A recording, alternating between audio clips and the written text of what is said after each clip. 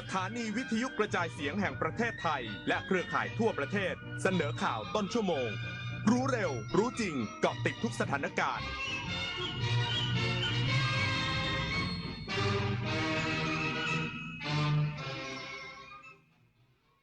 รับฟังข่าวต้นชั่วโมง 16 นาฬิกากับคณิษฐายิ้มดีค่ะ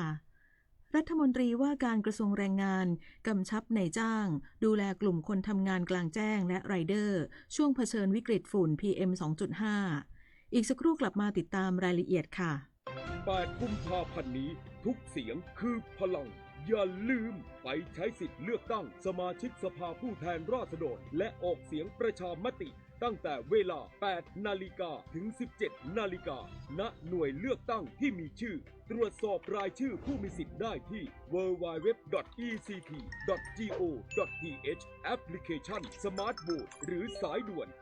1444 สร้างสรรค์ประเทศไทยพร้อมใจไปเลือกตั้งชาติศาสนาพระมหากษัตริย์คือรากฐานของความเป็นไทยร่วมกันสืบสานปกป้องและภาคภูมิใจในสถาบันหลักของชาติเพราะความมั่นคงของแผ่นดินเริ่มต้นจากหัวใจของเราทุกคนรักชาติรักษาศาสนาเทิดทูนสถาบันพระมหากษัตริย์รวมพลังความรักสร้างชาติให้ยั่งยืนถนนดนตรีไลฟ์เดือนกุมภาพันธ์70 ปีกุหลาบล้านนาสุนทรีเวชานนท์ร่วมร้อยเรียงทำนองพื้นบ้านล้านนาเสียงซึงสลอจากวงดนตรีไทยกรมประชาสัมพันธ์20 กุมภาพันธ์นี้ชมฟรีตั้งแต่เวลา 18 นาฬิกาเป็นต้นไปณห้องออดิทอเรียมสถานีวิทยุกระจายเสียงแห่งประเทศไทยลงทะเบียนเข้าชมได้ที่ Facebook Fanpage ถนนดนตรีเรายังเป็นนักเดินทางเลือกตั้งทั้งทีต้องไม่ให้พลาด3 สี3 บัตรเข้าใจให้ครบก่อนเข้าคูหาสีเขียวเอาไว้เลือกตั้งสสแบบแบ่งเขตสีชมพูเอาไว้เลือกพรรคเลือกนโยบายที่คุณชอบและสีเหลืองเอาไว้ออกเสียงประชามติ1 เสียงของคุณมีความหมายต่อประเทศจำสีให้ได้ใช้สิทธิ์ให้ครบ8 กุมภาพันธ์นี้ออกไปใช้สิทธิ์พร้อมกันอนาคตไทยเริ่มจากการเลือกของคุณรัฐมนตรีว่าการกระทรวงแรงงานกำชับนายจ้างดูแลกลุ่มคนทำงานกลางแจ้งและไรเดอร์ช่วงเผชิญวิกฤตฝุ่น PM 2.5 โดยผู้ประกันตนมาตรา 33 และมาตรา 39 รักษาฟรีนางสาวตรีนุชเทียนทองรัฐมนตรีว่าการกระทรวงแรงงานได้แสดงความห่วงใยสถานการณ์ฝุ่น PM 2.5 เกินมาตรฐานในหลายพื้นที่ส่งผลกระทบโดยตรงต่อสุขภาพผู้ใช้แรงงานโดยเฉพาะกลุ่มที่ต้องปฏิบัติงานกลางแจ้งแรงงานอิสระและไรเดอร์ที่ต้องใช้ชีวิตบนท้องถนนเป็นเวลานานจนเสี่ยงต่อโรคระบบทางเดินหายใจดวงตาและผิวหนังจึงกำชับให้กรมสวัสดิการและคุ้มครองแรงงานขอความร่วมมือในจ้างดำเนินการจัดหาอุปกรณ์ป้องกันสนับสนุนหน้ากากอนามัยที่กรองฝุ่น PM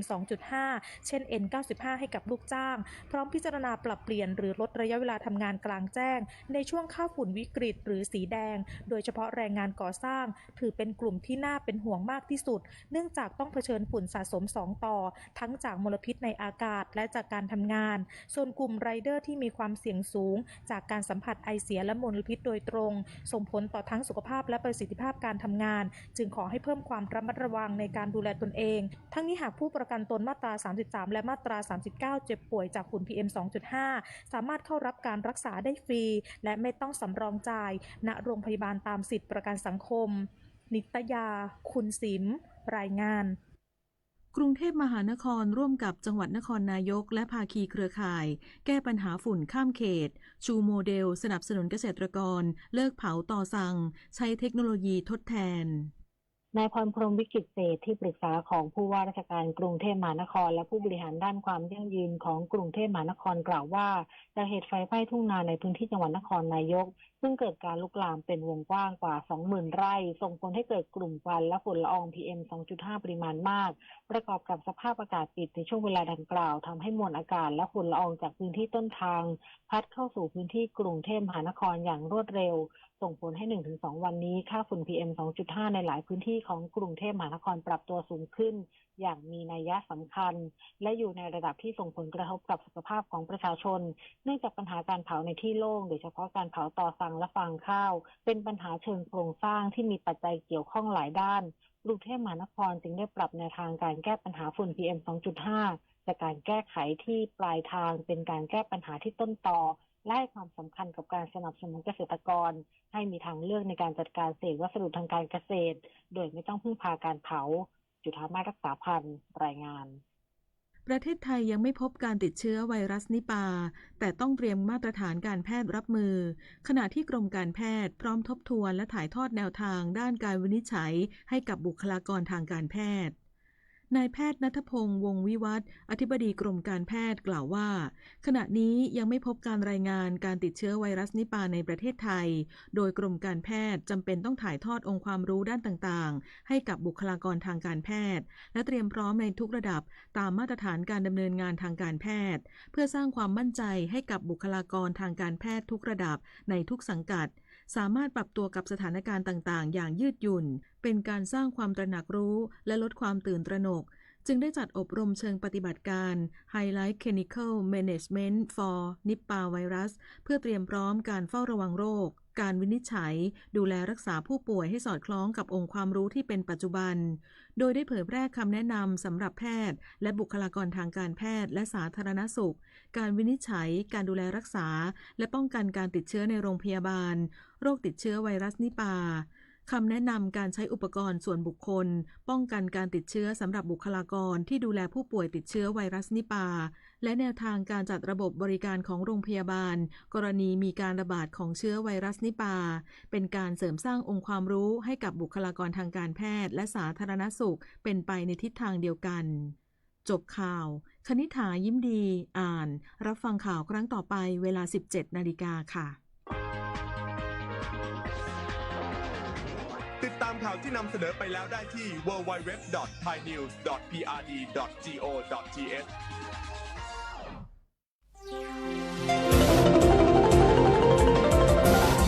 วิทยุแห่งประเทศไทยให้ความรู้คู่ความสุข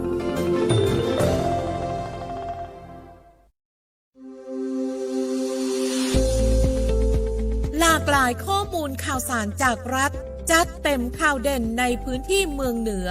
เวลาดี 4 โมงแรงในรายการอู้ข่าวเจ้าเหนือ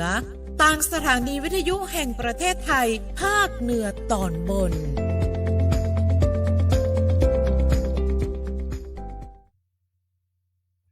สวัสดีครับท่านผู้ฟังท่านผู้ชมครับติดตามรับฟังและรับชมรายการอู้ข่าวเจ้าเหนือทางสถานีวิทยุกระจายเสียงในสังกัดของสำนักงานประชาสัมพันธ์ที่3เจียงใหม่ท่านผู้ฟังวันนี้ปากับทีมงานของสวทฝั่งของเฮานะครับเนาะนางอูนางจากกันครับวันนี้อยู่ในห้องส่งครับท่านผู้ฟังปากันในวันพฤหัสบดีที่29ธันวา29มกราคม2569เนาะเวลาวุ่ยขนาดเลยนะยังนึกถึงว่านะกำลัง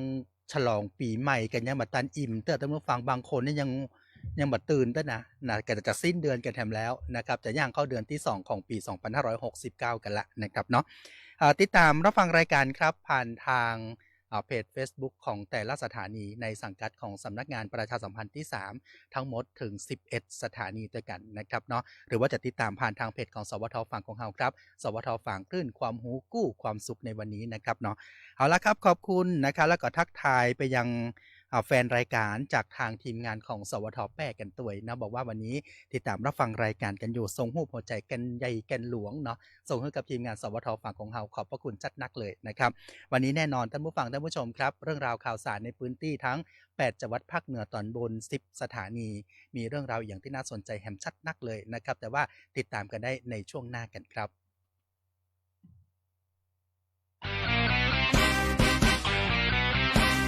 อู้ข่าวเจ้าเหนือช่วงข่าวสารบ้านเฮาเจียงใหม่ลำพูนลำปางแม่ฮ่องสอนครับท่านผู้ฟังท่านผู้ชมอู้กันเรื่องราวของข่าวสารนะครับอู้ข่าวสารบ้านเฮาเนาะเจียงใหม่ลำพูนลำปางแม่ฮ่องสอนนะครับในวันนี้เฮามาเริ่มต้นกันที่เมืองเจียงใหม่ครับท่านผู้ฟัง ช่วงขวายของวันนี้มีเหตุระทึกเนาะที่เกิดขึ้นนะครับกองทัพอากาศท่านผู้ฟังเพิ่นมีการชี้แจงถึงกรณีอากาศยานประสบอุบัติเหตุระหว่างการปฏิบัติภารกิจการฝึกบินค้นหาและช่วยชีวิตในการรบนะครับในพื้นที่ของอำเภอจอมทองจังหวัดเชียงใหม่ของเฮาครับพลอากาศโทจักริดธรรมวิชัยโฆษกกองทัพบกนะครับบอกว่าเมื่อเวลา 10 โมงนะครับ20 นาทีที่ผ่านมาเครื่องบินโจมตีแบบ8นะครับสังกัดฝูงบิน411นะกองบิน41จำนวน1เครื่องประสบอุบัติเหตุระหว่างการปฏิบัติภารกิจการฝึกบินค้นหาและช่วยชีวิตในพื้นที่การรบนะครับที่อำเภอจอมทองจังหวัดเชียงใหม่ซึ่งในช่วงนี้นะครับเป็นพื้นที่ของการฝึกของกองทัพอากาศจากเหตุการณ์ดังกล่าวครับส่งผลให้นักบินจำนวน2นายเสียชีวิตในขณะปฏิบัติหน้าที่เหตุการณ์ดังกล่าวครับบ่ส่งผลกระทบต่อพี่น้องประชาชนหรือว่าทรัพย์สินของประชาชนในพื้นที่ใกล้เคียงกองทัพอากาศขอแสดงความอาลัยต่อนักบินผู้เสียสละและครอบครัวอย่างสุดซึ้งและก็ขอสดุดีในความมุ่งมั่นเสียสละอุทิศตนเพื่อประเทศชาติและจะดูแลช่วยเหลือครอบครัวของนักบินผู้เสียชีวิตอย่างเต็มที่ซึ่งทั้งนี้ครับผู้บัญชาการทหารอากาศนะครับได้สั่งการให้หน่วยงานที่เกี่ยวข้องเข้าควบคุมพื้นที่เกิดเหตุทันทีพร้อมทั้งมอบหมายให้ทางคณะกรรมการตรวจสอบอากาศยานอุบัติเหตุกองทัพอากาศลงพื้นที่เพื่อดำเนินการตรวจสอบหาสาเหตุของการเกิดอุบัติเหตุอย่างละเอียดรอบคอบเป็นไปตามระเบียบและก็มาตรฐานความปลอดภัยด้านการบินอย่างเคร่งครัดเพื่อให้ได้ข้อสรุปที่ถูกต้องและก็สามารถนำไปใช้ในการปรับปรุงและพัฒนามาตรการความปลอดภัยด้านการบินให้มีประสิทธิภาพสูงสุดต่อไปโดยกองทัพอากาศให้ความสำคัญสูงสุดต่อความปลอดภัยของกำลังพลและการปฏิบัติภารกิจของการฝึกบินซึ่งเป็นภารกิจที่มีความจำเป็นต่อการเสริมสร้างขีดความสามารถและความพร้อมรบของกำลังทางอากาศเพื่อให้สามารถปฏิบัติภารกิจในการป้องกันประเทศรักษาเอกราชอธิปไตยและดูแลความมั่นคงปลอดภัยของประชาชนได้อย่างมีประสิทธิภาพนะครับจากจังหวัดเชียงใหม่ท่านผู้ฟังอันนี้เป็นภาพเหตุการณ์นะครับใครที่ดูผ่านทางเพจ Facebook ของสวทฝางก็จะได้เห็นภาพเหตุการณ์ที่เกิดขึ้นนะครับเนาะมาต่อกันในพื้นที่ของเมืองฝางกันพ่องครับขึ้นมาโซนเหนือของเมืองเชียงใหม่ท่านผู้ฟังพากันไปที่อำเภอแม่อายครับโดยศูนย์ส่งเสริมการเรียนรู้ระดับอำเภอแม่อายจังหวัดเชียงใหม่นางสาวพัฒนภาผ่านมะนะครับปลัดอำเภอหัวหน้ากลุ่มงานบริหารงานปกครองเป็นประธานในพิธีเปิดโครงการมหกรรมวิชาการส่งเสริมการเรียนรู้เชิงสร้างสรรค์เป็นการพัฒนาทักษะชีวิตและการเรียนรู้ในทศวรรษที่21นะครับโดยมีคณะครูนักเรียนและก็ภาคีเครือข่ายเข้าร่วมกิจกรรมอย่างพร้อมเพรียงการจัดกิจกรรมวิชาการในครั้งนี้ท่านผู้ฟังเป็นการกระตุ้นให้กับนักศึกษานะครับมีความคิดริเริ่มสร้างสรรค์และก็มีเจตคติที่ดีต่อการศึกษานะครับมีการค้นคว้ามุ่งเน้นการพัฒนาทักษะที่จำเป็นในโลกยุคใหม่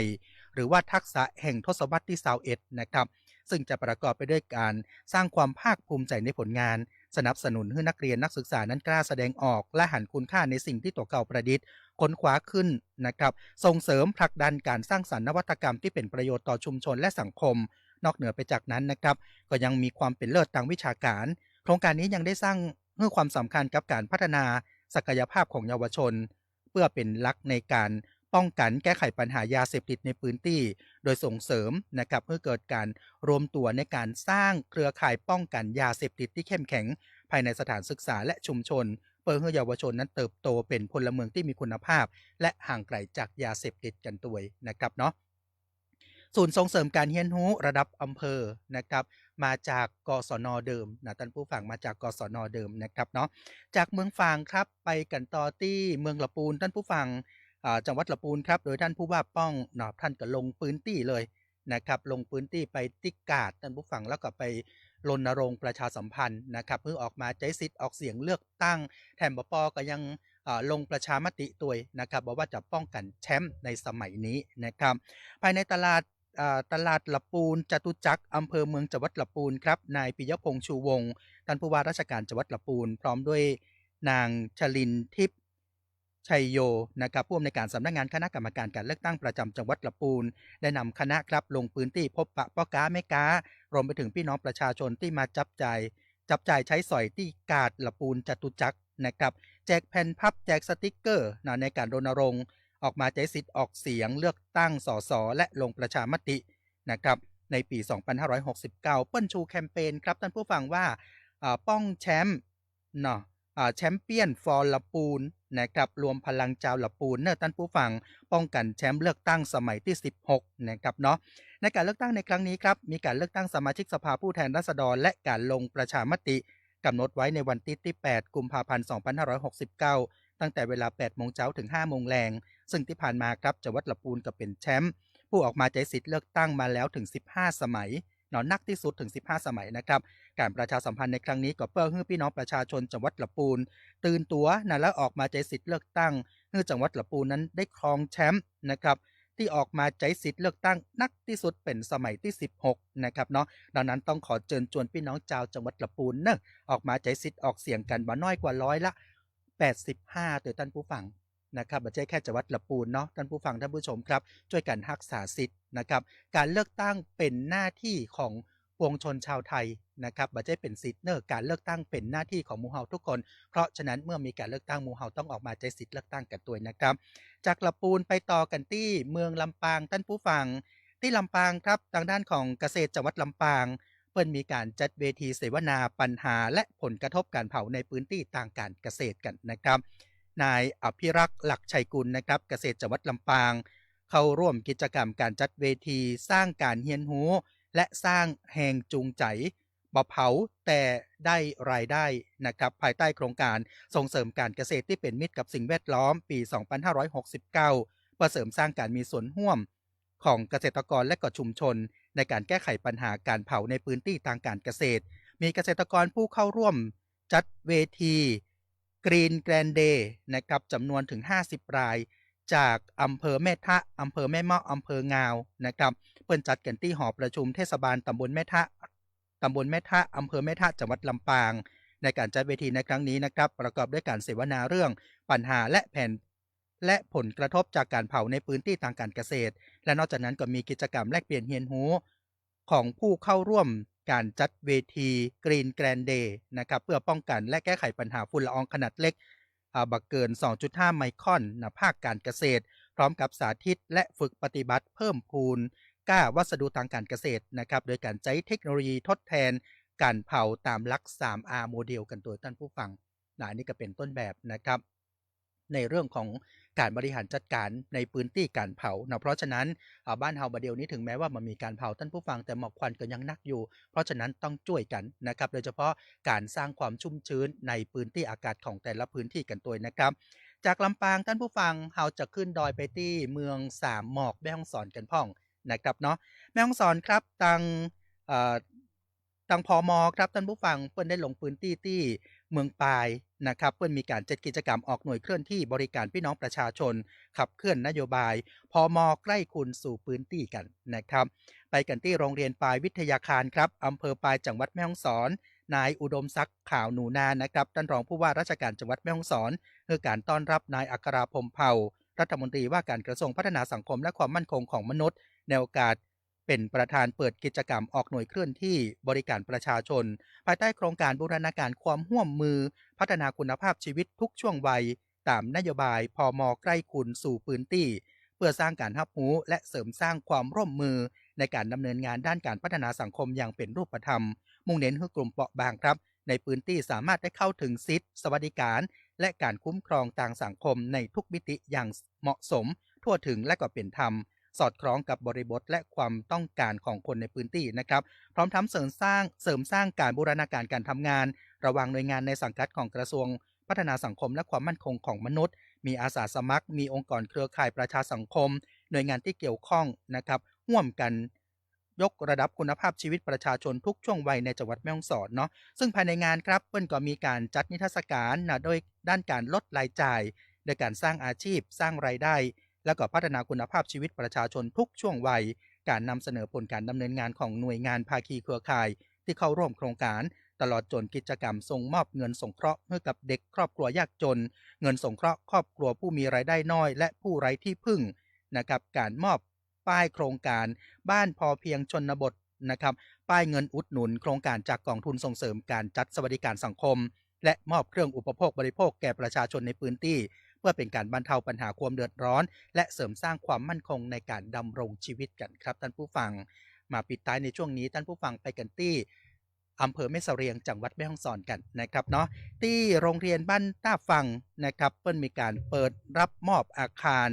มูลนิธิสร้างสรรค์การศึกษาครั้งที่81นะครับที่โรงเรียนบ้านต้าฟังตำบลแม่ยวมอำเภอแม่เสรียงจังหวัดแม่ฮ่องสอนครับนายกิติภพ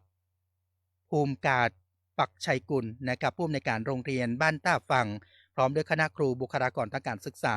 และก็นักเรียนครับได้เข้าร่วมพิธีเปิดอาคารมูลนิธิสร้างสรรค์การศึกษาหลังที่81 น.ปี 2567 มอบโดยคุณอนันต์สัตเดย์นะครับพร้อมคณะโดยมีบริษัทเซนิสผลิตภัณฑ์เด็กจำกัดบริษัทรอยัลคิงผลิตภัณฑ์เด็กจำกัดนะครับโดยมีคุณสุวัฒน์สมาจิตอบอ้อมประธานคณะกรรมการการศึกษาโรงเรียนบ้านต้าฟังนะครับได้กล่าวเปิด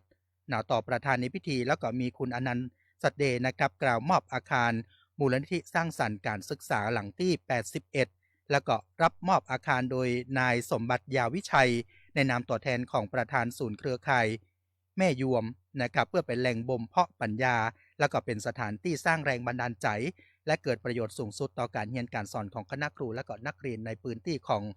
ตำบลแม่ยวมอำเภอแม่เสรียงจังหวัดแม่ฮ่องสอนกันด้วยนะครับเนาะช่วงนี้ครับท่านผู้ฟังท่านผู้ชมพักเด็กกันสักกำหนึ่งเดี๋ยวกลับมาติดตามกันต่อในเรื่องราวข้อมูลข่าวสารในล้านนาตะวันออกกันพ่องครับการเลือกตั้งไม่ใช่แค่เข้าคูหาการเมืองไม่ใช่เรื่องไกลตัวเพราะทุกการตัดสินใจคืออนาคตของประเทศเลือกพรรคการเมืองดูนโยบายที่ชัดเจนทำได้จริงสอดคล้องกับปัญหาของประชาชนและมีผลงานที่ผ่านมาให้ตรวจสอบได้เลือกผู้สมัครรับเลือกตั้งดูประวัติความซื่อสัตย์ความใกล้ชิดเข้าใจพื้นที่พร้อมเป็นตัวแทนของประชาชนอย่างแท้จริงอย่าเลือกเพราะกระแสอย่าเลือกเพราะข่าวลวงแต่เลือกด้วยข้อมูลและวิจารณญาณของตัวเองรู้เท่าทันการเมืองเพราะหนึ่งเสียงของคุณกำหนดอนาคตประเทศได้ด้วยความปรารถนาดีจากสำนักงานประชาสัมพันธ์ที่ 3 กรมประชาสัมพันธ์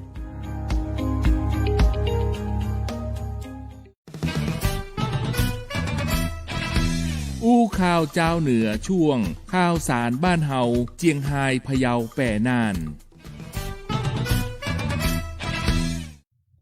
ครับท่านผู้ฟังท่านผู้ชมครับเข้าสู่ช่วงที่2ของรายการอู้ข่าวเจ้าเหนือนะครับปากับล้านนาตะวันออกท่านผู้ฟัง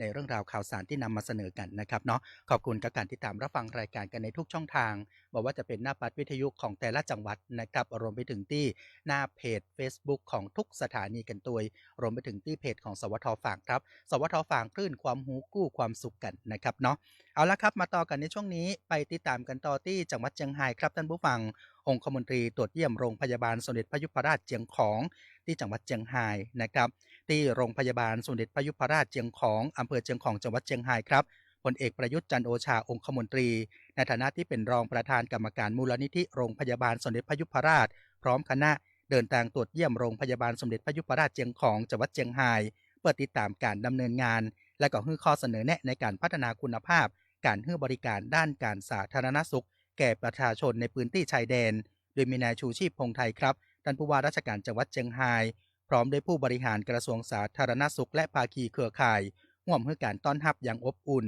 ที่โรงพยาบาลสมเด็จพระยุพราชเจียงของอำเภอเจียงของจังหวัดเชียงรายในการนี้พลเอกประยุทธ์จันทร์โอชาองคมนตรีรับฟังผลการดำเนินงานของโรงพยาบาลสมเด็จพระยุพราชเจียงของพร้อมมอบโล่ประกาศเกียรติคุณแก่ผู้ทำคุณประโยชน์ให้แก่โรงพยาบาลและมูลนิธิจำนวน25รายรวมทั้งรับมอบทุนสนับสนุนการปรับปรุงพื้นที่บริการโรงพยาบาลจากคณะกรรมการวิสามัญการพิทักษ์และเทิดทูนสถาบันพระมหากษัตริย์วุฒิสภาจากนั้นครับได้เยี่ยมชมการดำเนินงานภายในโรงพยาบาลบอกว่าจะเป็นการมอบถุงของขวัญพระราชทานแก่ผู้ป่วยในการเยี่ยมชมพื้นที่พักคอยการรักษาพยาบาลชุมชนและศูนย์เอ็กซเรย์คอมพิวเตอร์งานรังสีวิทยาเพื่อรับทราบศักยภาพการให้บริการทางการแพทย์ได้รับการพัฒนาอย่างต่อเนื่องต่อมาครับต่างคณะได้เดินทางไปยังโครงการอ่างเก็บน้ำห้วยตองตำบลครึ่งอำเภอเจียงของจังหวัดเชียงรายเพื่อติดตามการดำเนินงานพัฒนาคุณภาพชีวิตของประชาชนในพื้นที่ซึ่งตำบลครึ่งครับเป็นพื้นที่ชนบทที่มีลักษณะภูมิประเทศเป็นพื้นที่ราบลุ่มและพื้นที่เกษตรกรรม มีประชาชนประกอบอาชีพเกษตรกรรมเป็นหลักและก็เพิ่งป่าทรัพยากรธรรมชาติทั้งป่าไม้และแหล่งน้ำในพื้นที่พร้อมปล่อยพันธุ์สัตว์น้ำลงสู่อ่างเก็บน้ำตุยสำหรับพื้นที่ตำบลครึ่งครับมีการดำเนินงานด้านการส่งเสริมสุขภาพและป้องกันโรคแบบบูรณาการโดยโรงพยาบาลสมเด็จพระยุพราชเชียงของโรงพยาบาลส่งเสริมสุขภาพตำบลองค์กรปกครองส่วนท้องถิ่นอสมและภาคีเครือข่ายร่วมกันดูแลสุขภาพประชาชนโดยเฉพาะกลุ่มผู้ป่วยโรคบัตรติดต่อเรื้อรังรวมไปถึงการดูแลผลกระทบจากสถานการณ์ฝุ่นละอองขนาดเล็กหรือว่า PM 2.5 นะครับจากเชียงรายครับไปต่อกันที่จังหวัดพะเยาท่านผู้ฟังที่สำนักงานป้องกันและบรรเทาสาธารณภัยจังหวัดพะเยาครับมีการประชุมเชิงปฏิบัติการบูรณาการเครือข่ายความปลอดภัยด้านอัคคีภัยพร้อมรับมือกับหมอกควันและไฟป่านะครับสำนักงานป้องกันและบรรเทาสาธารณภัยจังหวัดพะเยาจัดโครงการพัฒนาความปลอดภัยด้านอัคคีภัยในระดับพื้นที่ภายใต้กิจกรรมการประชุมเชิงปฏิบัติการบูรณาการเครือข่ายความปลอดภัยด้านอัคคีภัยในระดับพื้นที่กรณีไฟป่าหมอกควันและฝุ่นละอองขนาดเล็กโดยมีนางสาวออนอาภาโลวีระผู้ว่าราชการจังหวัดพะเยาเป็นประธานในพิธีเปิดโครงการนะครับที่อาคารอเนกประสงค์บ้านนาอ้อมตำบลขุนควรอำเภอปงจังหวัดพะเยาเพื่อเป็นการบูรณาการความร่วมมือของเครือข่ายด้านความปลอดภัยในระดับพื้นที่เพิ่มประสิทธิภาพในการป้องกันและรับมือสถานการณ์ไฟป่าหมอกควันและฝุ่นละออง PM 2.5 อย่างเป็นระบบและลดผลกระทบต่อประชาชนในพื้นที่อย่างยั่งยืนทั้งนี้ครับกิจกรรมดังกล่าวมีการบรรยายให้ความรู้และชี้แจงแนวทางฝึกปฏิบัติโดยวิทยากรจากสำนักงานป้องกันและบรรเทาสาธารณภัยจังหวัดพะเยาพร้อมทั้งจัดการฝึกซ้อมและจำลองสถานการณ์ระดับบัญชาการเหตุการณ์หรือว่า ICS นะครับเพื่อสร้างความรู้ความเข้าใจและก็ความพร้อมในการปฏิบัติงานของหน่วยงานและเครือข่ายในพื้นที่ด้วยการฝึกแบ่งออกเป็น3ระยะนะครับได้แก่ระยะที่1ก็คือการเผชิญเหตุระดับท้องถิ่นระยะที่2คือการยกระดับบัญชาการระดับอำเภอครอบคลุมการรับรองการสนับสนุนและประเมินผลกระทบต่อชุมชนระยะที่3ครับคือระยะวิกฤตและการกู้ภัยประกอบด้วยสถานการณ์เจ้าหน้าที่ที่ได้รับบาดเจ็บการปฏิบัติการกู้ภัยการควบคุมสถานการณ์และขั้นตอนการตรวจสอบไฟค้างเชื้อนะครับเนาะอันนี้คือเรื่องราวที่เกิดขึ้นนะครับในพื้นที่จังหวัดพะเยาในพื้นที่จังหวัดแพร่กันพ้องครับเมืองแพร่นั้นเปิดมีการจัดงานวันคนพิการสากลประจำปี 2568 ซึ่งทางด้านของท่านผู้ว่าราชการจังหวัดแพร่นะครับนายสมชัยเลิศประเสริฐพิพัฒน์นะครับเป็นประธานในพิธีเปิดงานวันคนพิการสากลจังหวัดแพร่ประจำปี 2568 และอ่านสารวันคนพิการสากลโดยเน้นย้ำนะครับว่าคนพิการคือพลังสำคัญในการขับเคลื่อนสังคมและนวัตกรรมพร้อมเรียกร้องให้มีการสร้างสังคม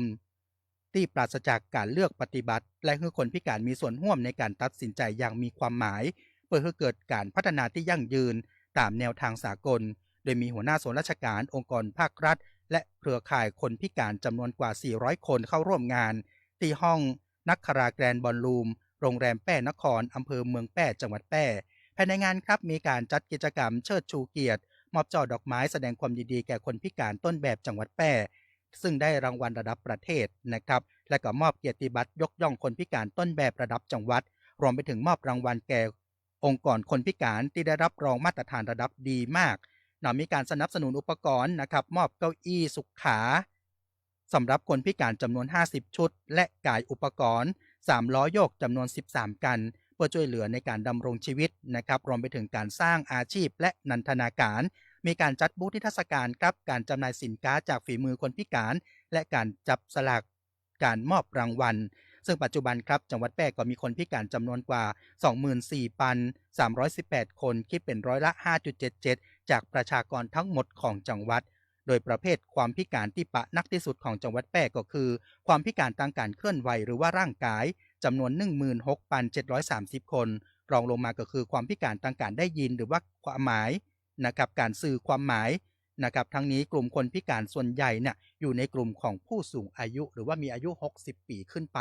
นะครับเนาะจากจังหวัดแพร่ครับช่วงนี้จะมาปิดท้ายกันที่ทางด้านของจังหวัดน่านกันพ้องท่านผู้ฟังที่จังหวัดน่านครับเพิ่นก็มีการคลิกออฟการรณรงค์ป้องกันไฟป่าการเผาในพื้นที่โล่งและก็ฝุ่น PM 2.5 ประจำปีงบประมาณ 2569 กันครับผม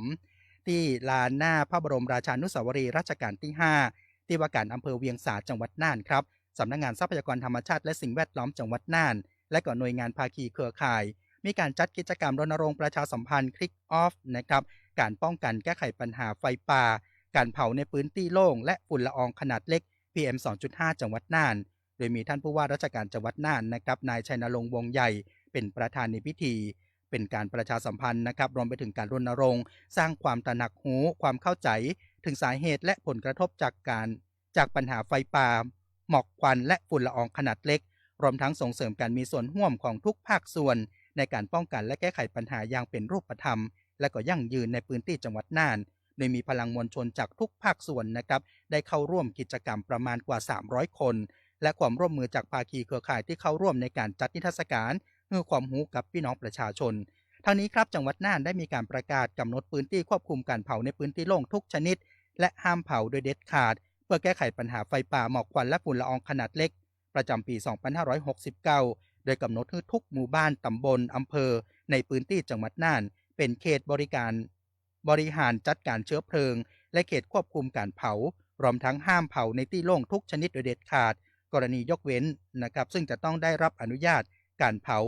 จะกระทำได้เฉพาะกรณีที่จำเป็นอย่างยิ่งโดยต้องได้รับอนุญาตจากจังหวัดล่วงหน้าเต้าอั้นและก็ต้องเป็นการบริหารจัดการเชื้อเพลิงตามหลักเกณฑ์ที่กำหนดทั้งนี้นะครับจังหวัดน่านจะประกาศห้ามเผาโดยเด็ดขาดตั้งแต่วันที่15มีนาคมถึง30เมษายน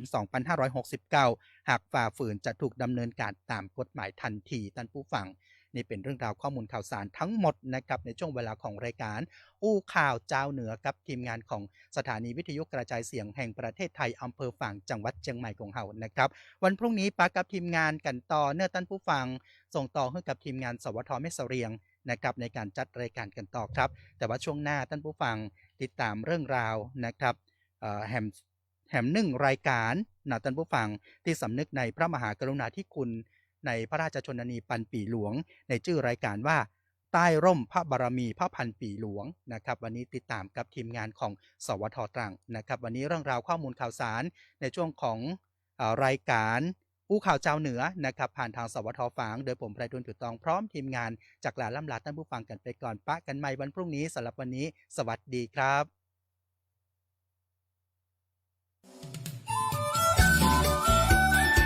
ติดตามรับฟังรายการอู้ข่าวเจ้าเหนือได้ทุกวันจันทร์ถึงวันศุกร์เวลาดี 4 โมงแรงทางสวท.ลำปาง FM 97 เมกะเฮิรตซ์สวท.ลำพูน FM 95 เมกะเฮิรตซ์สวท.พะเยา FM 95.25 เมกะเฮิรตซ์สวท.แพร่ FM 91 เมกะเฮิรตซ์สวท.น่าน FM 94.75 เมกะเฮิรตซ์สวท.เชียงใหม่ FM 98 เมกะเฮิรตซ์และ AM 639 กิโลเฮิรตซ์สวท.ฝาง FM 89.25 เมกะเฮิรตซ์สวท.เจียงไฮ้ FM 95.75 เมกะเฮิรตซ์สวท.แม่ฮ่องสอน FM 104 เมกะเฮิรตซ์สวท.แม่เสรียง FM 90.5 เมกะเฮิรตซ์และสวท.เพื่อการเรียนรู้และเตือนภัยภาคเหนือ AM 549 กิโลเฮิรตซ์และเพจ Facebook ของแต่ละสถานีเนอครับไปกันที่เมืองลำปางไปกันที่เมืองลำปางเครื่องปั้นลือน้ำถ้วยชามกาไก่นั่งรถมาไปแอวบ้านชมเมืองฝึกใจลือเรื่องบ้านเมืองศรัทธาพากันไหว้สาพระธาตุลำปางหลวงกำจุนหนุนดวงรุ่งเรืองหน้าที่ของฝากมากมีแวะตีต้งเกวียนเจอ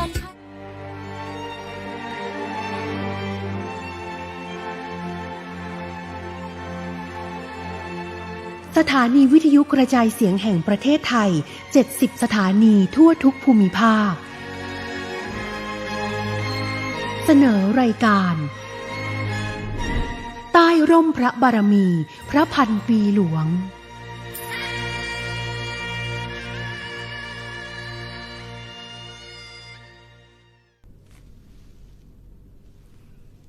สวัสดีค่ะขอต้อนรับทุกท่านเข้าสู่ช่วงเวลาของรายการใต้ร่มพระบารมีพระพันปีหลวงค่ะซึ่งเป็นรายการ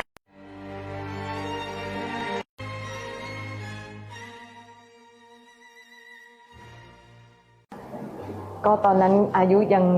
น้อยมากเลยนะคะ8 ขวบกว่าๆนะคะคุณแม่ซึ่งก็เป็นครูใหญ่โรงเรียนเทศบาลตอนนั้น ก็ได้พาลูกไปด้วยดิฉันก็ดีใจมากนะคะเตรียมตัวนานเลยแล้วก็ตื่นเต้นมากเตรียมชุดแต่ว่าพอเอาก็จริงๆรุ่งขึ้นจะไปเนี่ยคืนนั้นนอนไม่หลับเลยดีใจเขาไม่ให้มองหน้าพระมหากษัตริย์จะโดนลงโทษจะเห็นว่าในภาพถ่ายดิฉันจะก้มลงมองข้างล่างนะคะมองรองพระบาทของพระองค์ไม่ได้แหงนหน้ามองนานเท่าไหร่มองแป๊บนึงแล้วก็แหงนลงก้มลงมานะคะมีความรู้สึกตัวชาแล้วก็ดีใจมากนะคะคุณแม่ก้มลงมากระซิบบอกว่าพระองค์ท่านยิ้มกับตุ๊กตาด้วยนะลูกนะเรื่องเล่าจากเด็ก8 ขวบถึงพระราชินีผู้สิริโฉมงดงามนางสาวจตุรพรกุลบุญหรือป้าตุ๊กตาเปิดใจเล่าความทรงจำครั้งเยาว์วัยตอนอายุเพียง8 ขวบได้มีโอกาสรับเสด็จสมเด็จพระนางเจ้าสิริกิติ์พระบรมราชินีนาถพระบรมราชชนนีพันปีหลวงณท่าอากาศยานจังหวัดตรังเมื่อวันที่19 พฤษภาคมพุทธศักราช 2513 พร้อมเผยความประทับใจในพระสิริโฉมอันงดงามและความอาลัยมิรู้ลืมที่ติดตรึงอยู่ในใจตลอดมาป้าตุ๊กตากล่าวเล่าถึงภาพเหตุการณ์ในอดีตเมื่อครั้งได้รับเสด็จสมเด็จพระนางเจ้าสิริกิติ์พระบรมราชินีนาถพระบรมราชชนนีพันปีหลวงว่าเหตุการณ์ดังกล่าวเกิดขึ้นเมื่อวันที่19 พฤษภาคมพุทธศักราช 2513 ในครั้งนั้น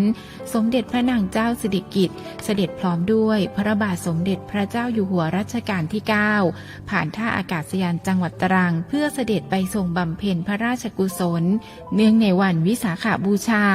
ณวัดแก้วโกวารามจังหวัดกระบี่สำหรับบรรยากาศในวันนั้นเต็มไปด้วยความปลื้มปิติข้าราชการพ่อค้าแม่ค้าและประชาชนชาวจังหวัดตรัง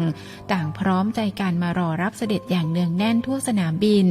คุณแม่ของดิฉันซึ่งเป็นครูใหญ่โรงเรียนนาตาล่วงอำเภอเมืองจังหวัดตรังได้พาดิฉันไปรับเสด็จด้วยท่านให้แต่งตัวเรียบร้อยใส่ชุดขาวรองเท้าคัชชูสีขาวดิฉันเตรียมตัวตั้งแต่คืนก่อนแต่ทั้งคืนนอนไม่หลับเลยตื่นเช้ามาก็รีบอาบน้ำแต่งตัวเพื่อไปรอรับเสด็จป้าตุ๊กตากล่าว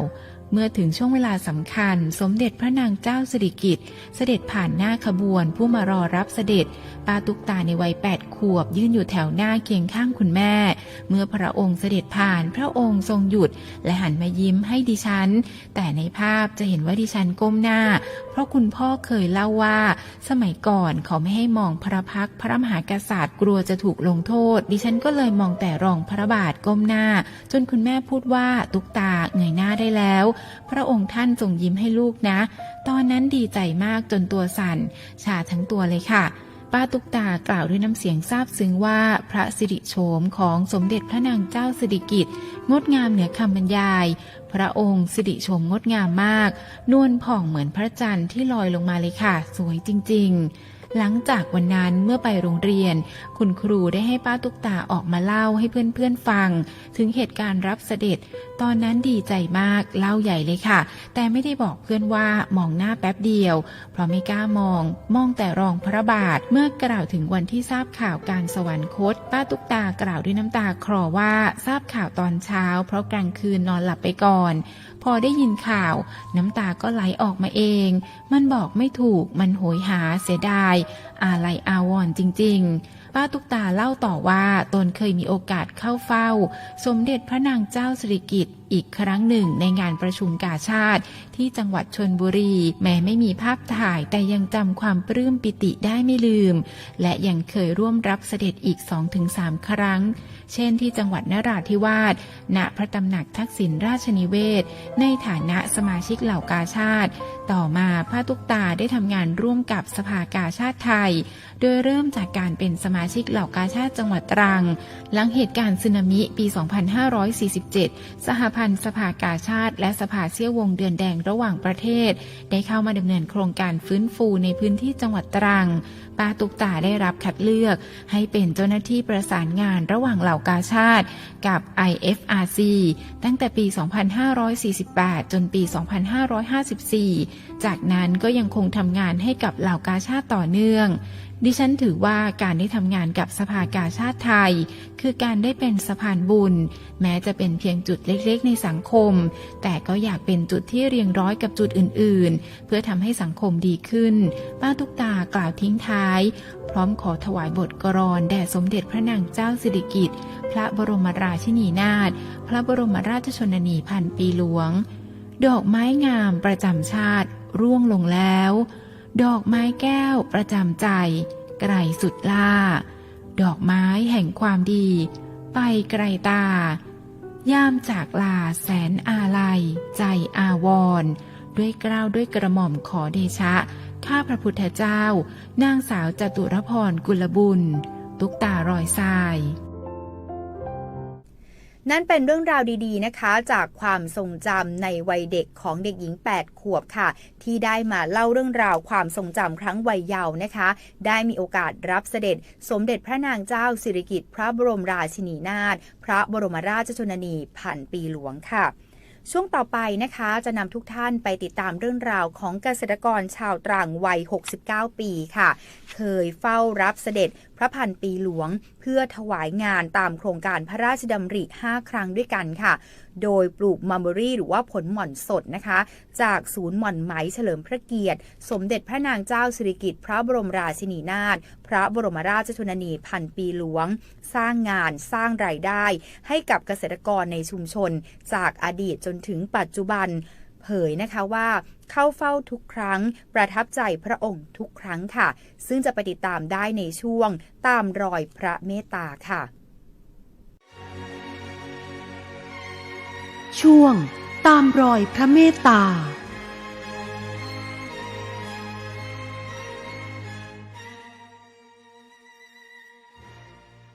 ที่บ้านเลขที่235บ้านนาเมหมู่ที่6ตำบลนายงเหนืออำเภอนายงจังหวัดตรังนางณัฐยมนพุทธนวลอายุ69ปีประธานกลุ่มผู้ปลูกมันเบอรี่หรือหม่อนผลสดอำเภอนายงจังหวัดตรังซึ่งเป็นเกษตรกรผู้เคยเข้าเฝ้าถวายงานตามโครงการพระราชดำริสมเด็จพระนางเจ้าสิริกิติ์พระบรมราชินีนาถพระบรมราชชนนีพันปีหลวงตั้งแต่ปี 2521 จนถึงปี 2555 รวม 5 ครั้งได้นำภาพแห่งความประทับใจจำนวนหลายภาพมาทำความสะอาดพร้อมแสดงความรู้สึกเสียใจอย่างสุดซึ้งหลังทราบข่าวการเสด็จสวรรคตของพระพันปีหลวงซึ่งเป็นแม่ของปวงชนชาวไทยทั้งแผ่นดินซึ่งขณะเข้าเฝ้าถวายงานตามโครงการพระราชดำริสมเด็จพระนางเจ้าสิริกิติ์พระบรมราชินีนาถพระบรมราชชนนีพันปีหลวงจะเสด็จพระราชดำเนินมาพร้อมกับพระบาทสมเด็จพระบรมชนกาธิเบศรมหาภูมิพลอดุลยเดชมหาราชบรมนาถบพิตรโดยทั้งสองพระองค์จะอยู่เคียงข้างกันเสมอพร้อมเผยพระพักตร์ที่ยิ้มแย้มแจ่มใสต่อประสบกนิกรชาวไทยไม่ทรงถือพระองค์และทรงติดตามงานในโครงการปลูกหม่อนผลสดอย่างใกล้ชิดเพื่อให้ประชาชนมีอาชีพเสริมและมีรายได้อย่างต่อเนื่องนอกเหนือจากอาชีพการกรีดยางพาราหรืองานรับจ้างทั่วไปในปี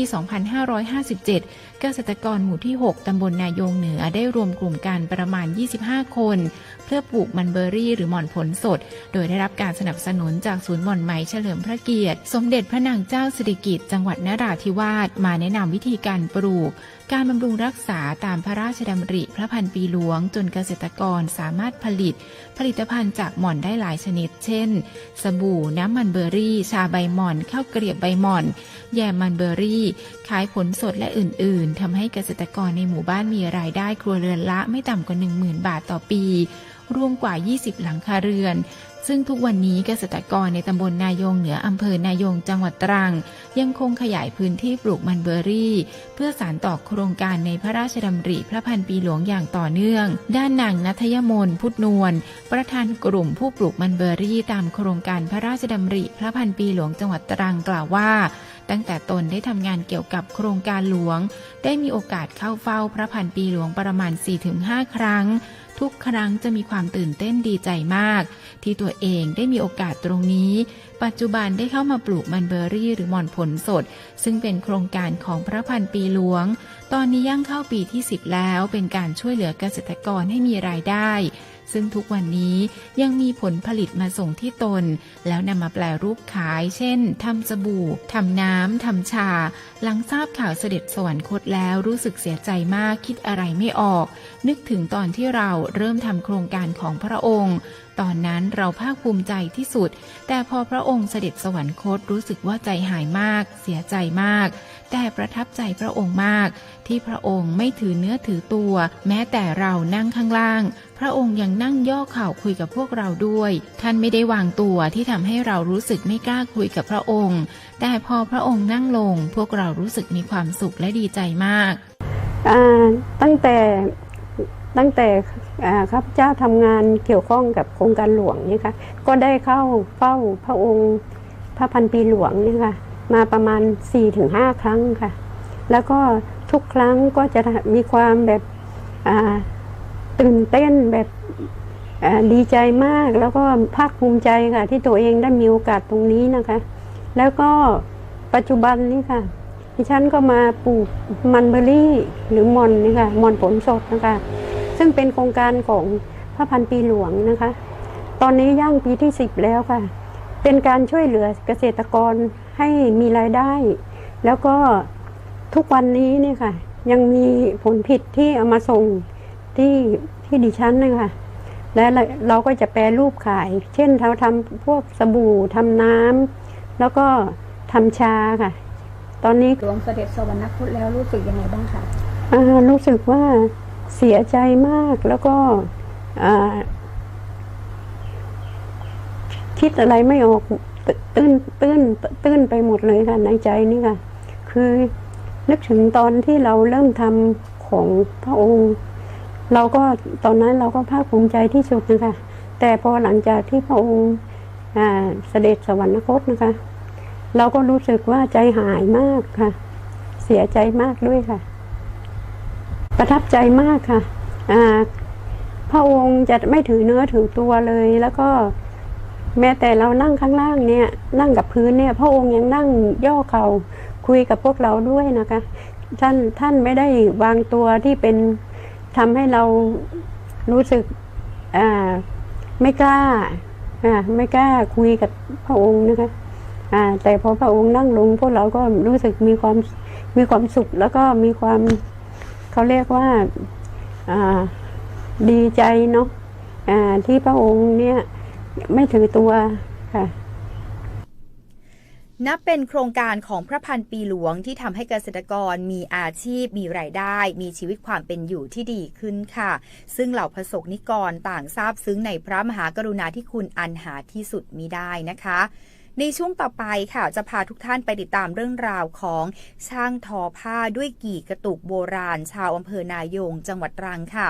เคยเข้าเฝ้าถวายงานผ้าไทยแด่พระพันปีหลวงนะคะรู้สึกตกใจและเสียใจมากหลังทราบข่าวการเสด็จสวรรคตเผยทุกวันนี้ค่ะยังคงยึดอาชีพผ้าทอมือตามลวดลายโบราณที่พระองค์ดำรัสไว้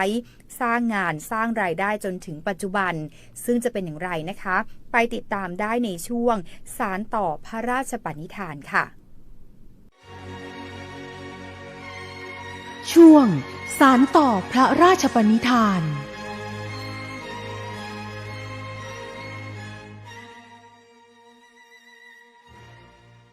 ที่วิสาหกิจชุมชนผ้าทอตำบลนาหมื่นศรีอำเภอนายงจังหวัดตรัง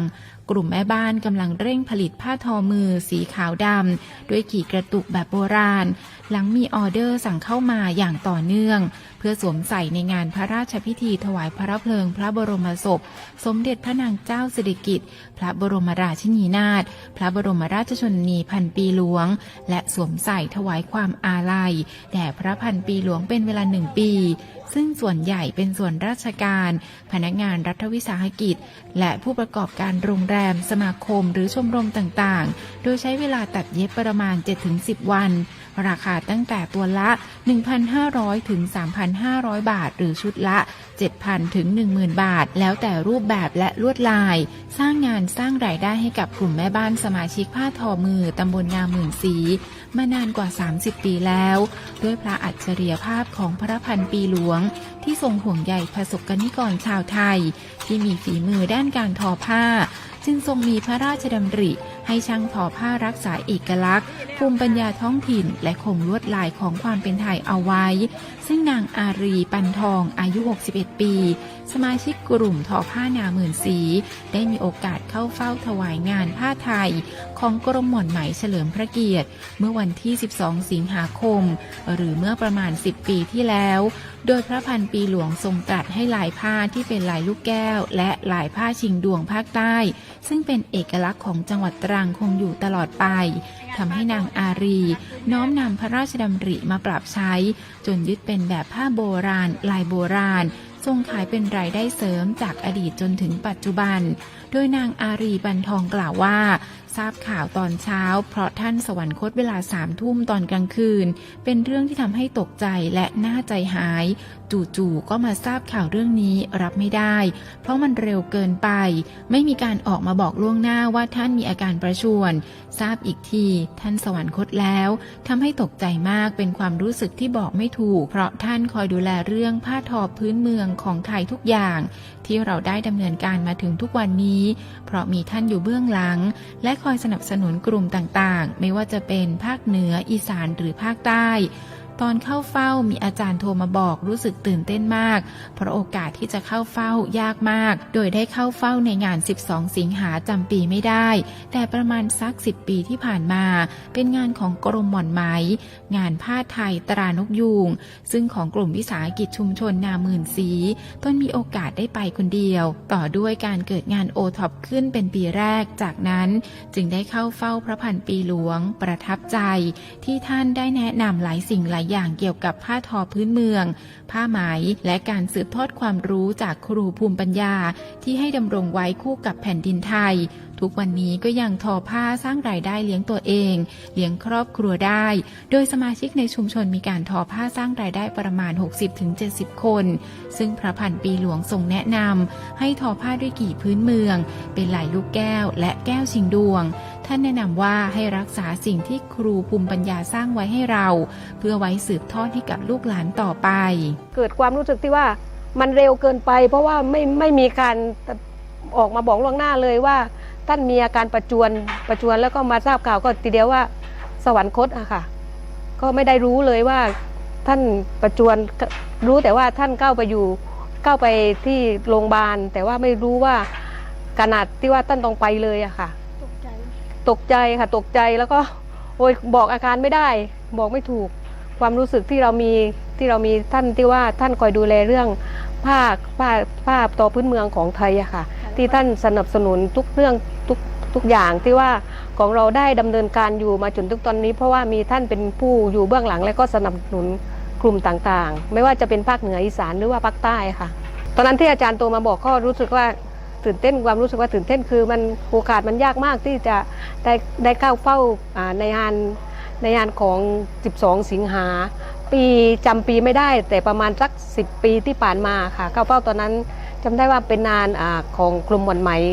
งานผ้าไหมตรานกยูงค่ะแล้วก็ตอนนั้นของกลุ่มวิสาหกิจชุมชนป้าต้อมนาหมื่นสีก็ได้ไปคนเดียวแล้วก็มันติดอยู่กับที่ตอนนั้นก็มีงานโอท็อปเริ่มขึ้นเป็นปีแรกปีนั้นแล้วก็ต่อมาด้วยก็เป็นงานของได้รับการเข้าเฝ้าของสมเด็จพระพันปีหลวงค่ะประทับใจพระองค์ประทับใจตรงที่ว่าท่านแนะนำหลายสิ่งหลายอย่างเกี่ยวกับผ้าทอพื้นเมืองแล้วก็จำพวกผ้าไหมแล้วก็การสืบทอดความรู้จากครูภูมิปัญญาที่ดำรงไว้คู่กับแผ่นดินไทยอะค่ะมาจนถึงทุกวันนี้เราก็ยังทอผ้าทุกวันนี้เขายังทอผ้าอยู่ค่ะสร้างเป็นรายได้ที่ว่าเลี้ยงครอบครัวได้เลี้ยงตัวเองได้ค่ะแล้วในชุมชนทอกันเยอะไหมคะในชุมชนเราก็ของชุมชนนาหมื่นสีเขาทอกันเยอะสมาชิกก็ประมาณที่มีรายได้ต่อเดือนก็ประมาณ 60-70 คนค่ะที่มีรายได้ตรงที่การทำผ้าทอค่ะพระพันปีหลวงแนะนำลายอะไรที่เราเอามาทอได้บ้างคะส่วนใหญ่เมื่อก่อนก็เป็นขี่พื้นเมืองก็เป็นจำพวกลายลูกแก้วแล้วก็พวกแก้วจิงดวงท่านก็แนะนำว่าให้รักษาสิ่งที่ครูภูมิปัญญาสร้างไว้ให้เราค่ะ ไว้สืบทอดให้กับลูกหลานค่ะ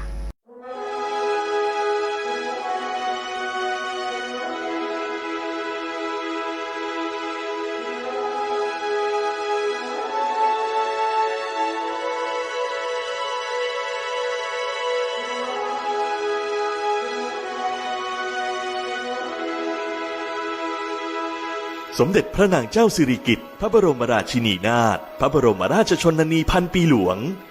ทรงประกอบพระราชกรณียกิจอันสำคัญในการพัฒนางานทอผ้าและสืบสานภูมิปัญญาของแผ่นดินจนได้รับการถวายพระสมัญญา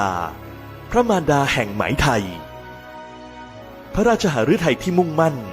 และพระวิริยะอุตสาหะของพระองค์ได้ทุ่มเทเพื่อยกระดับผ้าไหมไทยให้ก้าวสู่ความเข้มแข็งและยกระดับสู่คุณภาพชีวิต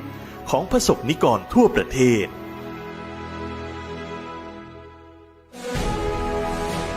พระองค์เสด็จเยี่ยมเยือนชุมชนในทุกภูมิภาคศึกษาวิถีชีวิตของประชาชนอย่างลึกซึ้งและทรงผลักดันงานศิลปาชีพผ่านมูลนิธิส่งเสริมศิลปาชีพในพระบรมราชินูปถัมภ์ทำให้ชาวบ้านมีอาชีพมีรายได้และเกิดความภาคภูมิใจในหัตถกรรมของตนเอง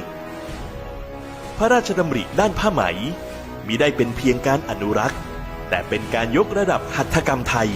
ให้มีคุณภาพระดับสากลพร้อมจุดประกายให้ผ้าไทยกลายเป็นภาษาวัฒนธรรมที่บ่งบอกตัวตนของแต่ละท้องถิ่นถ่ายทอดเรื่องราววิถีชีวิตและความเชื่อที่สืบทอดจากบรรพบุรุษมายาวนาน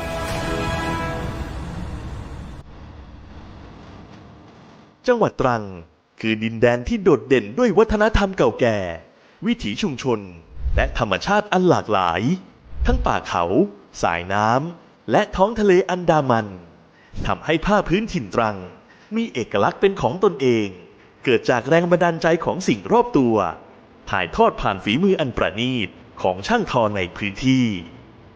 จังหวัดตรังมีผ้าหลากหลายประเภทที่สะท้อนภูมิปัญญาท้องถิ่นอย่างลึกซึ้งอาทิผ้าทอนาหมื่นสีที่เด่นด้านความวิจิตรงดงามและลวดลายที่สืบทอดจากบรรพบุรุษ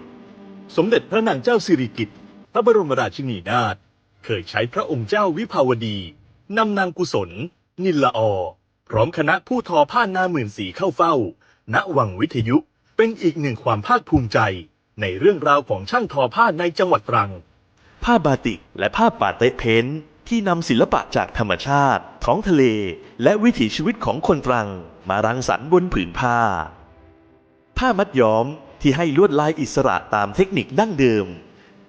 และผ้าอีโคปรินท์ที่สร้างสรรค์จากรอยพิมพ์ของใบไม้และดอกไม้จริงกลายเป็นศิลปะจากธรรมชาติที่มีเพียงผืนเดียวในโลกผ้าพื้นถิ่นตรังทุกรูปแบบสะท้อนความภาคเพียรความละเอียดประณีตและดวงใจของช่างทอในแต่ละชุมชนที่ยังคงรักษาเทคนิคดั้งเดิมควบคู่กับการออกแบบร่วมสมัยทำให้ผ้าตรังเป็นทั้งสินค้าวัฒนธรรม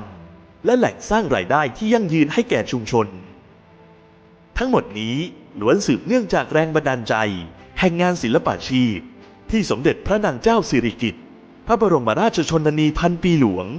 ได้ทรงพระราชทานไว้แก่ประชาชนทั่วผืนแผ่นดินด้วยพระมหากรุณาธิคุณอันหาที่สุดมิได้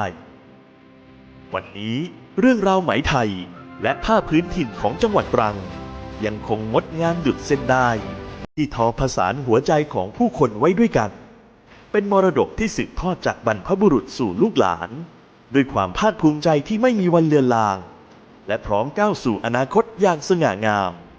เป็นพลังสร้างสรรค์ที่สะท้อนความผูกพันของผู้คนต่อแผ่นดินและแรงบันดาลใจที่พระองค์ทรงมอบไว้ตราบนานเท่านาน